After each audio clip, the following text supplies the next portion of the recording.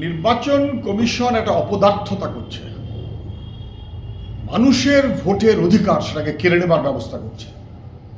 আলী শব্দটা আগে না পরে, মানে নামের বানানের ক্ষেত্রে খাতুনের বানান কি, ব্যানার্জির বানানে গন্ডগোল কি, কার মানে একজনের নাম তার মানে ছজনের ক্ষেত্রে বাবার নাম এক হতেই পারে তো, না আমার কিছু নেই তো, ছজন হলেই একটা অসভ্যতা করছে, মানুষের ভোটের অধিকার কেড়ে নেবার চেষ্টা করছে।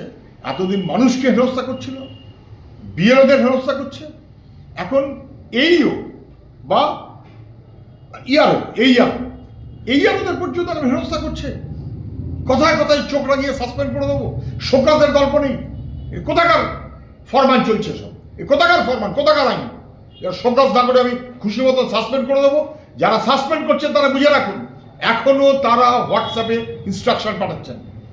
কি করে? রোজ রোজ হোয়াটসঅ্যাপে ইনস্ট্রাকশন আসে কি করে? অযোগ্য এবং অপদার্থরা নির্বাচন কমিশনকে দখল করে রেখেছে এবং তাদের দিয়ে বিজেপি খুশি মতন কাজ করাচ্ছে, মানুষকে হেনস্থা করাচ্ছে, এইয়ারোদের হেনস্থা করাচ্ছে।